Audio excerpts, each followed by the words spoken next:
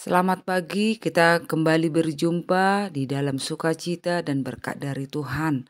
Ada baiknya sebelum kita memulai segala tugas tanggung jawab, mari kita dahulukan Allah dalam segala hal. Dan pagi ini lewat firman-Nya, kita bersekutu dengan Allah. Mari kita berdoa. Allah di tempat tinggi, terima kasih atas anugerah yang kami terima dengan berbagai berkat yang tak terhingga dalam setiap langkah kehidupan kami. Materaikanlah ya Allah Roh Kudus-Mu buat kami mengerti akan firman yang kami dengarkan. Dan itulah yang menghantar kami untuk melaksanakan apa yang menjadi tugas dan tanggung jawab kami pada satu hari ini. Terimalah ya Allah doa kami hanya di dalam Yesus Kristus. Amin. Firman Allah yang menjadi renungan buat kita pada hari ini, Kamis 13 Maret 2025, yang tertulis dalam 1 Yohanes pasal 2 ayat 8. Beginilah bunyinya. Namun perintah baru juga yang kutuliskan kepada kamu telah ternyata benar di dalam Dia dan di dalam kamu. Sebab kegelapan sedang lenyap dan terang yang benar telah bercahaya. Demikianlah pembacaan firman Allah. Bapak, Ibu, saudara-saudari sekalian yang terkasih dalam Kristus. Secara umum, seluruh umat Kristen menginginkan hidupnya dalam terang, walau sebenarnya untuk masuk dalam terang itu tidak semudah mengatakannya. Kenapa? Ada banyak yang mengikat kita dalam kegelapan dan kecenderungan manusia mudah tergoda hal-hal duniawi.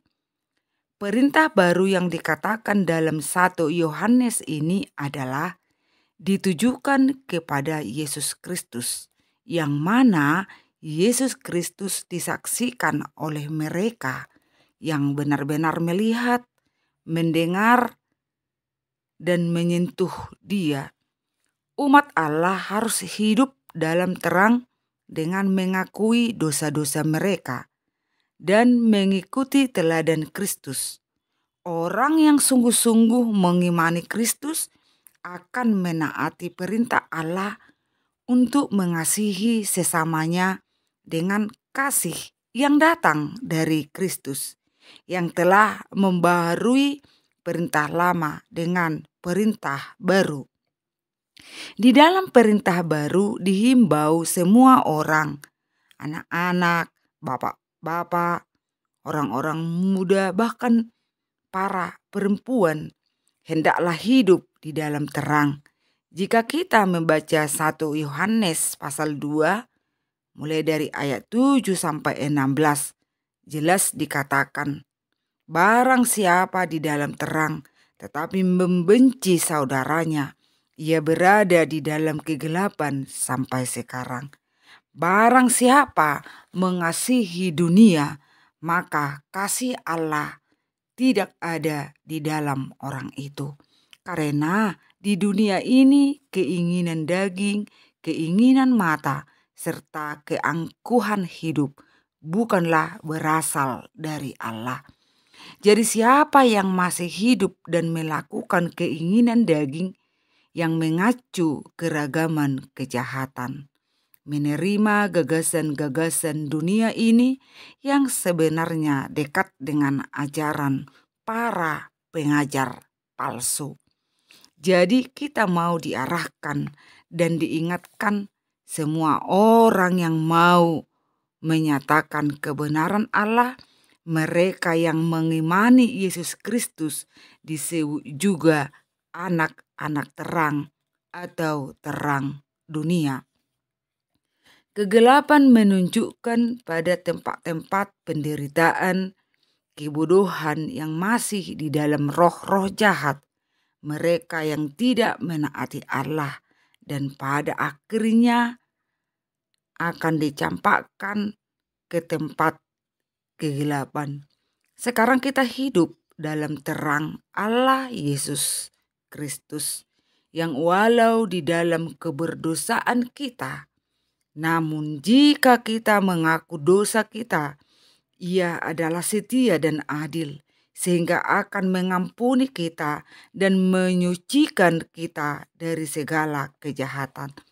Menjadi anak-anak terang, taat kepada Allah dan saling mengasihi, kasih kepada Allah, melakukan firman dan menjauhkan larangannya, kasih terhadap sesama tanpa membedakan satu dengan yang lain, karena sama seperti Kristus mengasihi seluruh ciptaannya tanpa membedakan yang satu juga dengan yang lain, memberikan seluruh berkatnya kepada yang jahat dan yang baik, karena Kristus mengasihi setiap umat yang Dia ciptakan.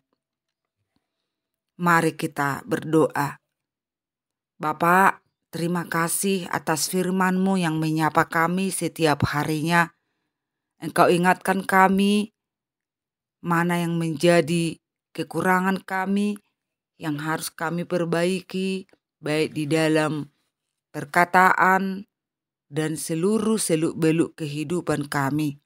Dengan pertolongan Roh Kudus-Mu ya Allah, mampukan kami untuk hidup sesuai dengan kebenaran firman-Mu, sehingga kami dalam situasi kondisi apapun mengasihi sesama kami, mengasihi Allah dengan takut kepada Tuhan.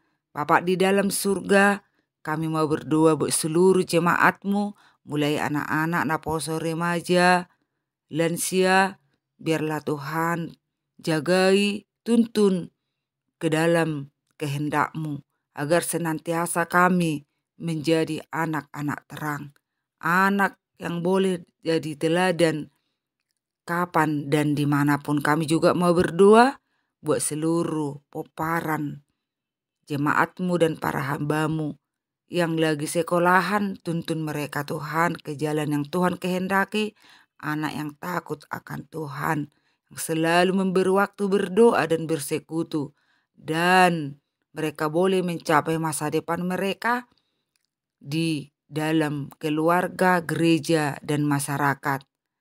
Begitu juga Tuhan dalam pekerjaan, biarlah memberi karir dan kerendahan hati dan selalu mengucap syukur kepada Tuhan.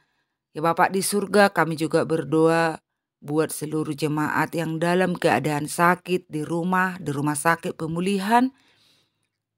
Biarlah Tuhan menyembuhkan dengan kuat kuasa Roh Kudus agar mereka bersuka cita di dalam Tuhan. Topang yang lemah, hibur orang-orang yang berduka, yang kehilangan orang-orang yang mereka cintai. Tuhan, situasi alam sekarang, banyak saudara-saudara kami yang mengalami bencana dan kehilangan harta, mungkin rumah masing-masing. Engkau hibur Tuhan, biarlah dengan kebaikan orang-orang tergantikan semua baik duka mereka, karena kami memiliki Tuhan yang sungguh luar biasa, sehingga sukacita mereka penuh di dalam Tuhan.